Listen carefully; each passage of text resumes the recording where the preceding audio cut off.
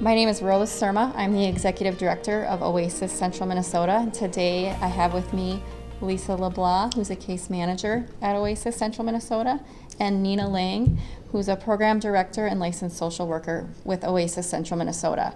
At Oasis Central Minnesota, we provide emergency housing and housing services for individuals and families experiencing homelessness or housing crisis in Morrison County. Specifically, we're going to talk about 3 common myths surrounding homelessness and homelessness in rural areas.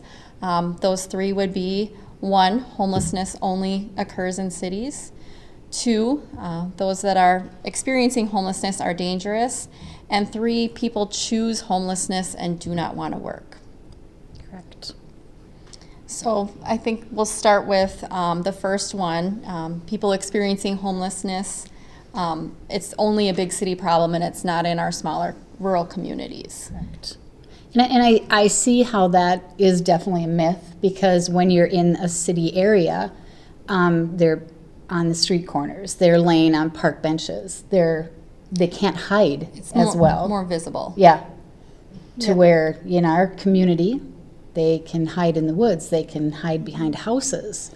And in the winter, they find ice houses and other shelter to stay in temporarily, but it's still not habitable. Correct. And I'll say I've been with Oasis Central Minnesota, I think this will be my 11th year. And when I started, I was very unaware that, 1, that there were people unhoused in this community.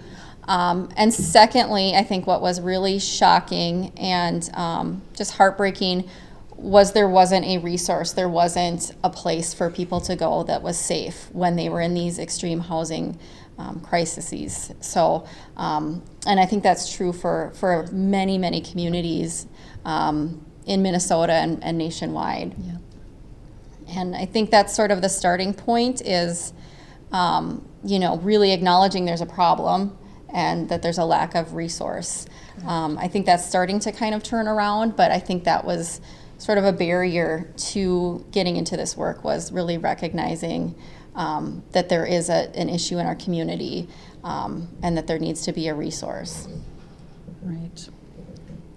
And I don't know if we want to, if you look at statistics and numbers, homelessness in rural communities is rising at a much higher rate in Minnesota than it is in metro and urban areas. So it's a growing problem that's continuing to... Well, and I think in the metro area, there's more money. There's more structures. There's so much more for the people there to be offered compared to small towns. People don't want to admit that this is a problem, and there's not a lot of help. Mm-hmm. And because people are in the woods and not seen, a lot of community members think that this isn't a problem. Right. And I think it may even, for people that are experiencing homelessness and living in fish houses, campers or tents out in wooded rural areas, because for them even it looks so different than what sort of as a society we picture as homelessness and encampments. They often individually don't even identify that they are unhoused. Right. And then another myth is that the homeless people are dangerous. Mm-hmm. And I think that's very sad. Mm-hmm. Are some? Yeah, definitely there are some that could be, as well as people that have homes. It shouldn't just be picked on because they're homeless. I don't feel that they're out to hurt anybody. They're hurting themselves. They're not trying to, they're trying to exist and survive. And I know we've talked about, because of the level of vulnerability you have when you're unhoused and unsheltered, you're much, much more likely to be a victim of a crime than to be someone that's committing a crime. We see a lot of financial, sexual, physical, exploitation and violence that occurs where the victims are people that are unhoused, and much of the time their housing crisis is a catalyst for them experiencing that victimization. And I think about the clients that come into us, and when you hear their story, most all of them have some sort of abuse. And that's just a generational curse, it's just sad. And it could take just simply not having one paycheck to put somebody into homelessness. Yep, or a bad landlord who decides they don't want you there anymore for no reason, and you're evicted, you're kicked out, and you have nowhere to go. And sometimes they don't have family, and then they're on the street. Or vets. It's a very big problem with vets. And I think of, I think it was Nina that you had that veteran you worked with that was one of your first individuals you work with. Do you want to share a little bit about that person's story? Yes. So my first veteran walked about 30 miles to town because his wife was moved to a nursing home here.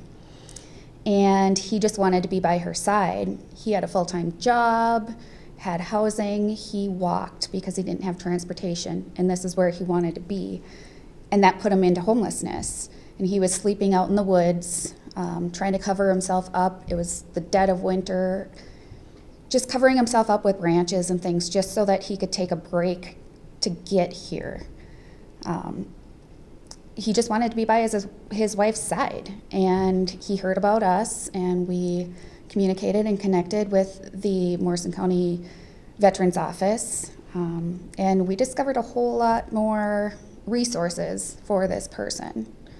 And he ended up getting his own home, finding another job, and he's doing great. And I think that's when we think about homelessness and barriers, that kind of, when we hear the story, that transportation piece and the sort of population density that adds, that people are spread out from services and resources, and there isn't public transportation in our communities in the same way it is maybe in larger communities, and how that can add, additional barriers to employment, housing, and accessing resources. I think that's common.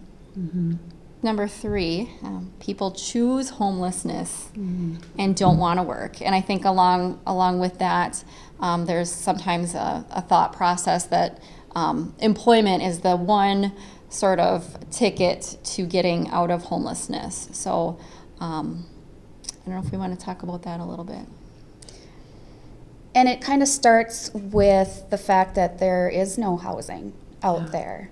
But if you're an employer, you have somebody that doesn't have a permanent address, how are you going to file their paychecks? How are they going to be able to shower and get to work? Call. Most of them don't have a phone.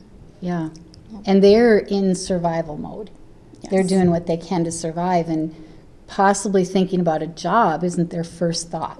It's, where am I going to sleep? Where am I going to get food? Where am I going to get dry clothes? How am I going to be safe? Yep. And some are families leaving domestic violence, and they have to take care of their children. Yep. And we do, I think it's important to say too, there is a fair number of households we work with that are employed. Statewide, it's 41%, according to Wilder Foundation, 41% of adults that are experiencing homelessness are employed. So we see people that are working and working hard, and it's even harder to get to work and to be focused at work when you're in an unstable living situation. Right. And again, the housing situation is probably the toughest barrier to cross, because if you don't have a home, a landlord isn't really interested in taking somebody off the street. So they need services like Oasis to help them get going, to help them get cleaned, have a place to sleep, have food, and get them going into their next stage. And having those resources gives these people dignity. And that gives them more hope to get to work and things like that once they have that structure. And pride. Have pride. If we put them in a motel and they can take a shower and they can eat and they can sleep in a bed, it changes everything for them. Everything is all right in the world. And then they get encouraged to find a job. They get encouraged to get an apartment. So all of these myths that, they just want to sleep under a bridge and starve, it's absolutely not true. Yeah. We do see a lot of clients come in and are standoffish, and we offer them a meal, we offer them something to drink, and they just think that we're joking, but when it happens, they let loose and they begin to trust. Right. We were talking just yesterday about having pop and giving the person a choice if they like a can of pop, and how that changes everything. Just a can of pop. So again, I'm thinking too, I got a girl out of high school. She was in high school when I got her for a case person, and I put her in the motel, and she was very standoffish. She was very frightened. She didn't trust me. She didn't trust anybody. But within a month, we got her a job, and within 2 months, she was in her own apartment. So at the age of 18, she's working full-time, and she can afford her apartment. And so she took whatever abuse she had as a child, and she kind of just slid it under the table and thought, I'm going to give these people a chance. And it's been almost 2 years, and she's a success. Right. Yeah. And along with that, we do see quite a bit of young adults that are still in high school. They are becoming homeless, being kicked out, they're fostered, and the foster parents want them out when they turn 18. So they are facing homelessness also while trying to get their high school diploma. Yeah. We've had them sleeping in fish houses, in garages. Just so sad. And yeah, it's hard enough to get through school in those years without facing that instability. And I always think too that just, they're learning everything in life, how to do laundry, how to pay bills, but on top of that, experiencing extreme housing crisis. So being able to support them so they have their needs met and can learn those skills and healthy lives, Right. And I think if we weren't there, the odds of them graduating high school are probably zero. Right. Yep. And then they become another statistic. Right. I think that's a lot of times when it comes to the attention of school and county workers, is when there's a housing crisis. I think that's one of the first things is lack of attendance in school or the grades dropping. Yeah. And we can see like a direct correlation when they are housed. They do so much better in school. Yep. And that's part of our, you have to go to school. You gotta, get through this. In thinking back to that myth about employment and that's sort of the ticket out of homelessness, I think of a woman I worked with very early on that was living in a tent. And the reason she was in a tent was she was employed, and she had a neck surgery she needed. And so she wasn't able to work. She had to leave her job because of this surgery that she needed. And because she lost her job, she lost her housing and moved into this tent. While her doctor said, I can't give you this neck surgery so that you can get back to work while you're living in a tent, because how are you going to recover and care for your medical needs in this living situation that is not a home? So it just sort of created this cycle of where she was trapped, not being able to address her medical needs and transition to employment and stableness because of the housing. So there can be a lot of complex things that interact and kind of can lead to. Well, yeah, and then with no address, there's no food help. They have nowhere to send anything. So she loses her food stamps, probably loses her medical. She's going to lose most everything by not having a physical address that she couldn't get. So in addition to some of the barriers that are in place that prevent people from being able to get employment while they're unhoused, many individuals that are experiencing homelessness or unhoused are people with disabilities. Correct. And it can be a challenge to navigate through the systems that people need to get services, to get care, to get Social Security benefits. All of those are complicated systems. And very time consuming. Very time consuming. And that is something that we see very commonly, that people have those challenges in Right. addition to their housing. And something I appreciate is how mental health is being accepted and it's being acknowledged. And we deal with a lot of people with mental health, and years back, that wasn't okay. That was a bad stigma. Now there's more understanding and more access to get help. So that works in their behalf. It still, I would say, can be a challenge to access services. I think sometimes there's this sort of black hole of service access. When you look at mental health, you have the crisis service that you can access like immediately, but in order to access that, your sort of mental health crisis needs to be pretty extreme. Yes. And then you have, your regular care that you can access, but there's always like that waiting period and getting into those programs and services. And so you have this sort of black hole where you're bad enough where you need services and care sooner than you can get with what's traditional, but you're not bad enough to get that crisis care that would be that immediate need. So I think that's a really tough place to be in, and I think there's a big gap for people that are in that position, which I would say is many of the individuals we work with. Well, and another myth is that they're all on drugs. That's that's what everybody thinks, and some are, but many are not. They're not. I would say that's true. Yeah. And I think it goes with saying any sort of like struggle or challenge you have in your life, whether it's mental health, maybe substance use, sort of, anything that you have in your life, when you're unhoused, that becomes so much more, it becomes so much worse. And it becomes difficult to address, much more difficult to address. I would almost say impossible, because you're in that survival mode. And a lot of people, if they are in that transitional black hole, we've seen them just defeated because they're just at a standstill, and then they have no faith in things coming together and don't want those services anymore because Well, I think they're tired of first. rejection. Yes. Yeah.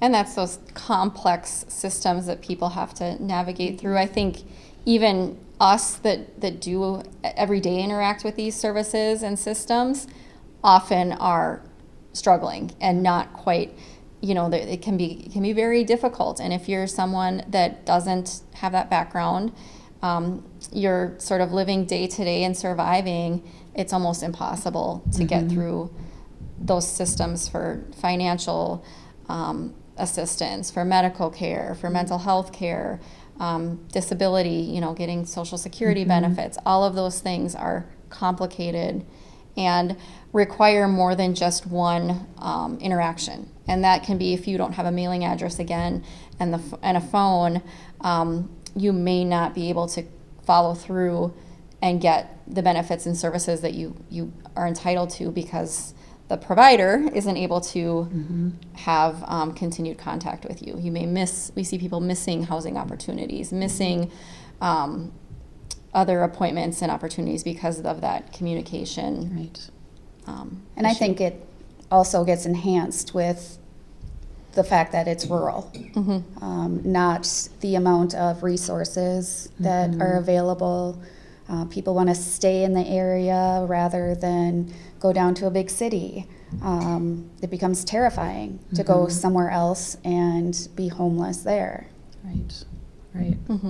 Yeah, you're asking someone in a highly vulnerable situation to give up the only security they have that may come with their area that they live in. When we talk about the myth of people that are experiencing homelessness being dangerous, and the fact that what is actually true is that they're much more likely to be victims of crime because of their vulnerabilities, I think of the first woman that I worked with that was experiencing homelessness. And it really sort of kind of guided me into this work. I think it was January 2015. I was very new in my role at Oasis, and I had a woman come into the office, so like 3:30 on a Friday, because that's when all crises happen, is the most inconvenient time. But she came in and she told me that she'd been living with a boyfriend, and that he was abusive, and she was fleeing that relationship, and she had nowhere to go.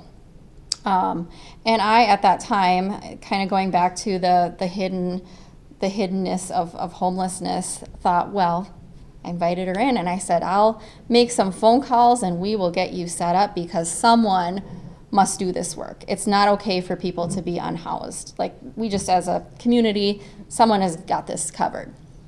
And I called and called. I Googled, I called.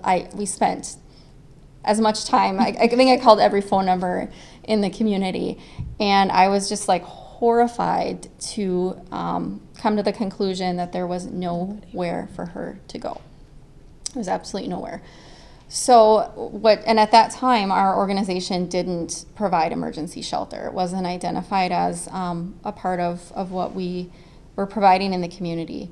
So she left, and I continue to have regular, almost daily contact with her, trying to work through a plan for her. But she slept in a couple places. She slept in an abandoned car in a junkyard.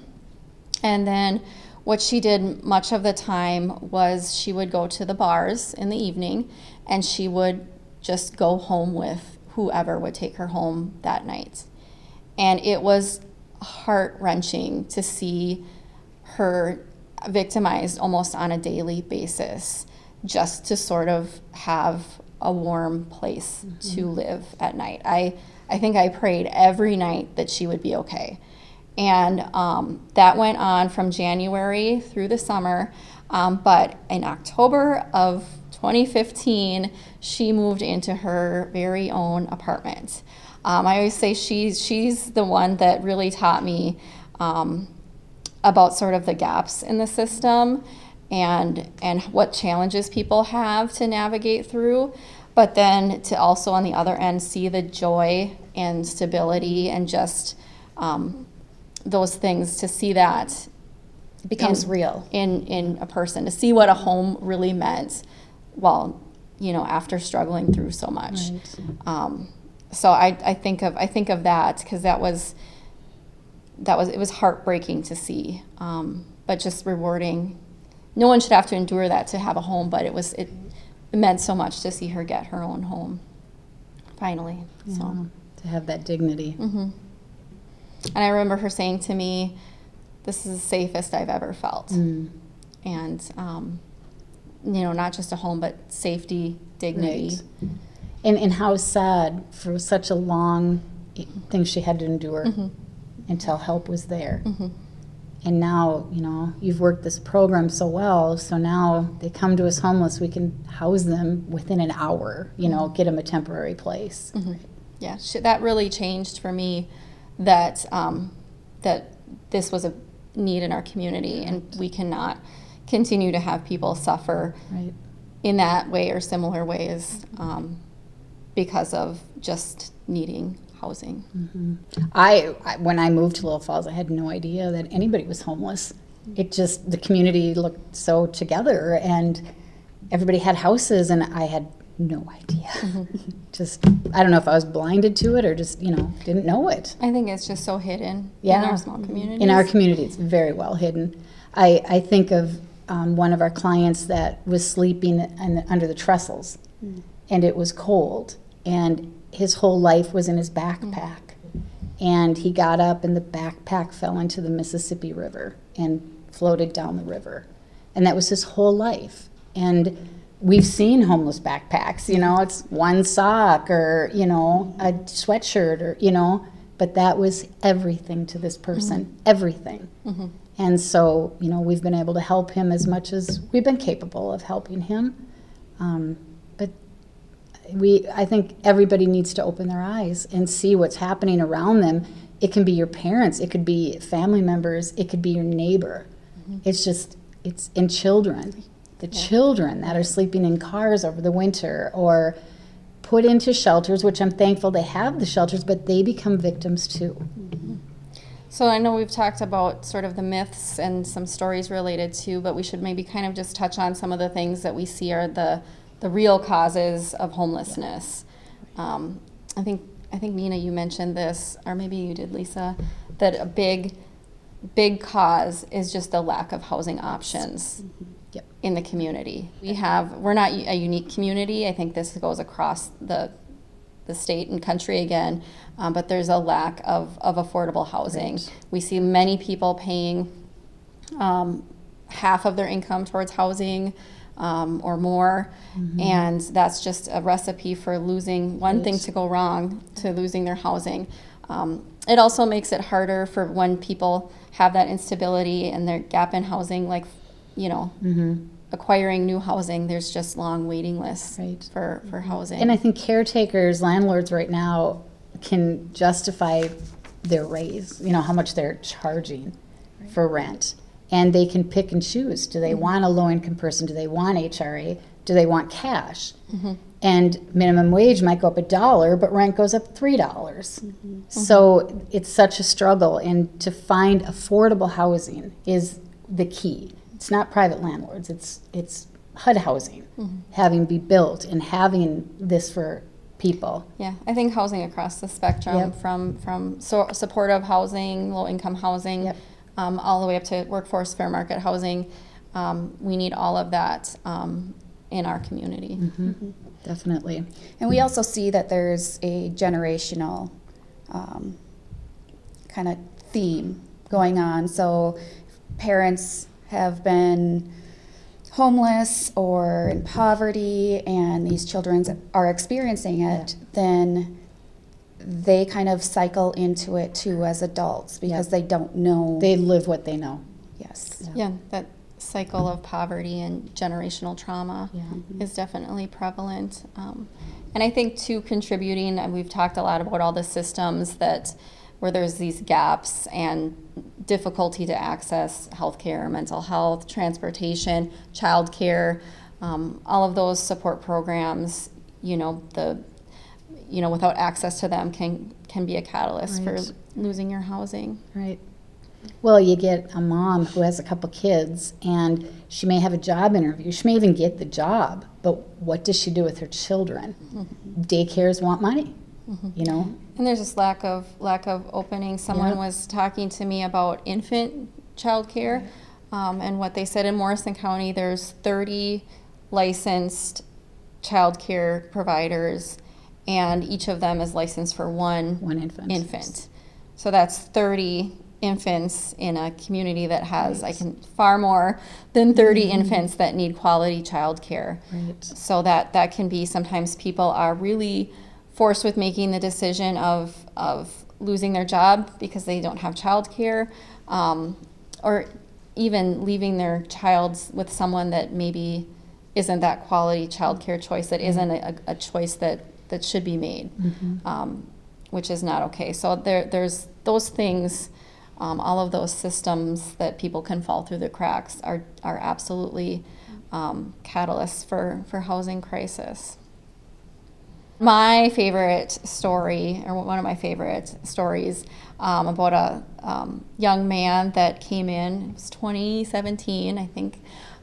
He came in because he was unhoused. He was actually sleeping in a home that was on the market for sale that was empty, and they came in to show the house, and that's how he came to us. And I think he was around the age of 19 or 20 when he came in, and had been living without housing. There were some generational struggles as well. And I remember I gave him a pair of socks that we had. I gave him a pair of socks, and he put his head down on the table and cried and cried. And we were able to provide him shelter. He ended up getting a job. He moved into an apartment, and we were all very happy. And he kind of moved on, and I never saw him until it was 2 years ago-ish. He came into the office, and I remembered him right away, but I thought, okay, why is he here? And he came in and he gave us a donation, and he said, I wanted to sort of pay it forward. I'm doing really well. I have a great job. He had a girlfriend, he had a dog, and my favorite part was he bought a home. He was a home owner, and it was just so rewarding to see him be successful in his life, and it was really touching that he gave that donation and remembered. So I think my favorite is one I have right now. I'm working with a boy whose family kicked him out, and he is in the hotel. He's been in our shelter for a month maybe, and he's moving into his first apartment by the end of this month. And so he'll have his own home, and he has a job, and I'm so proud of him. I think my favorite would be a woman who had been through the drug cycle but became pregnant, so she quit, and she ended up going through treatment and things that she needed to do for herself and take care of her baby, and she gave birth a few weeks after she moved into an apartment. And she is now transitioned into fair market housing with a great job through the Department of Human Services, and she is on the verge of becoming a homeowner. Yeah. And that's all within about a year. About a year, About year and a a year and a half. half. Yeah. So having people believe in you and fight for you and have somebody by your side makes a difference. They don't all succeed. I mean, clearly not everything's going to be successful right away. Doesn't mean in 2 years it's not going to be. But you just gravitate to the ones that have succeeded to keep going. To know that this next person in the door might be our next success story. And hopefully someday end homelessness in our community. I think the biggest thing is just to treat people with dignity. Yes. And to not, without judgment, because you don't know what that person is experiencing, what they've experienced. To just go in with an open mind and open heart and treat, it's that simple, like, golden rule that we tell kids that I guess we need to be reminded as adults is to treat others the way you would like to be treated. And I think for us in this work, that's almost 90% of the way is if we just treat people with dignity and look and what we would want to be treated with to give that. And you're 90% of the way there, I think. Yes. For me, that's the biggest takeaway.